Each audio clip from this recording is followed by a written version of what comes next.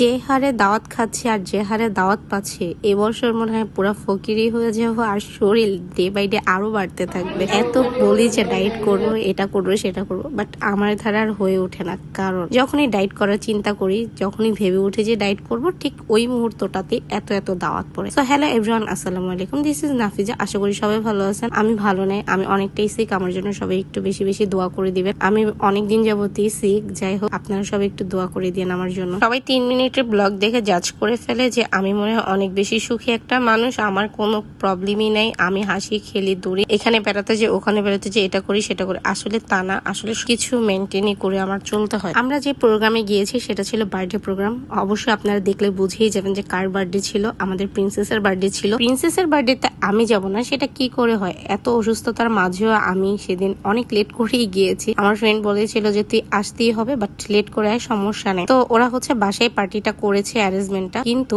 অনেক বড় সড়ো করেই মোটামুটি করেছিল। তো সবাই যখন খাওয়া শেষ পর্যায়ে ঠিক ওই মুহূর্তটাতে আমি গিয়েছি। গিয়ে আর কি পাবো, পাতিলের তলায় যা ছিল তাই একটু করে ভিডিও ক্লিপ নিয়ে নিয়েছি। তো ওদের আইটেম ছিল রোস্ট, গরু, ডিম, মাছ ভাজি, বেগুন ভাজি, জর্দা, পোলাও, কোল্ড ড্রিঙ্কস তো ছিলই, সাথে স্পেশালি ভাবে 2টা কেক ছিল, যা আমার তো অনেক বেশি পছন্দ। আমার খাবার না দিলেও হবে, কিন্তু কেকটা মাস্ট বি দিতে হবে। তো আমি ওদের বাসায় চলে গিয়েছি আলিশবাকে আর মাশফিকে নিয়ে। এদিক থেকে নাজমুল সাহেব টপ অফ করে ডিরেক্টলি এখানে চলে আসবে। আর স্যার অলরেডি চলে এসেছে। স্যারের মুখে কি উজ্জ্বল মাশাল্লাহ হাসি। তারপর স্যারের জন্য আমি একটা টি শার্ট নিয়ে আসছিলাম, সেই টি শার্টটা স্যারকে আমি পরিয়ে দিলাম। আর এদিক থেকে আমার বান্ধবী বলতেছে যে ভাইয়া যেহেতু অনেক রাত হয়েছে, যেহেতু চলে এসেছে, তোরা একবারই খেয়ে। তো সবারই মোটামুটি যেহেতু খাওয়া শেষ, আমাদের খাবারটাও সার্ভ করে দিল আর আমরা ওই দিক থেকে খেয়ে নিচ্ছিলাম। ওদের প্রত্যেকটা খাবার এত বেশি টেস্টি ছিল আলহামদুলিল্লাহ, কারণ ওদের বাবুর্চিটা অনেক বেশি মজা করে রান্না করে। যাই হোক, ওদের প্রত্যেকটা পার্টিতে এই বাবুর্চি রান্না করে, ওনার রান্নাটা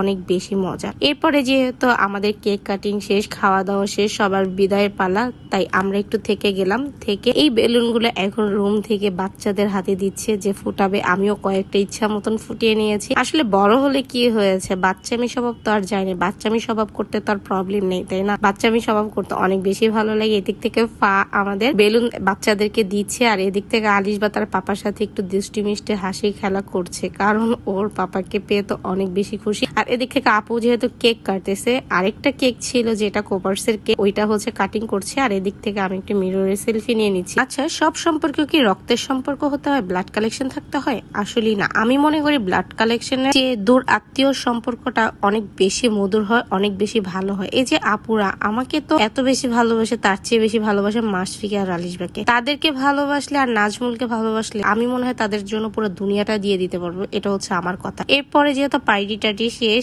এখন আপুরা লাস্ট ওয়ান বলছে যে 12টার আগে একটু গান বাজে না, নাচ গান হয়ে যায়। তো আপুর এদিক থেকে আলিশবাকে, মাশফিকে, সায়ানকে, জারাফার, রোজা, বড় আপু, মেজু আপু সবাই মিলে একটু ডান্স করতেছিল, যে ওর বার্থডে পার্টিটা যেহেতু শেষ, নাচ দিয়েই শেষ করি। আর আপু তো মাশাআল্লাহ অনেক বেশি ভালো নাচতে পারে, ফাও নাচতে পারে। বিশেষ করে মেজু আপুর নাচ গুলা মাশাআল্লাহ অনেক সুন্দর হয়। তবে এই প্রোগ্রামটা ছিল আমাদের গত উইকে, কিন্তু এডিটিং করতে পারিনি, আমি অনেকটা বেশি অসুস্থ, তাই আমি বলেছি সবাই আমার জন্য একটু বেশি বেশি দোয়া করে দিবে। আর আজকের ভিডিওটি ঠিক এই পর্যন্ত। ভিডিওটি কেমন হয়েছে তা অবশ্যই বলে যাবেন। ভালো লাগলে একটি লাইক, কমেন্ট এন্ড শেয়ার করে দিয়ে যাবেন। আল্লাহ হাফেজ।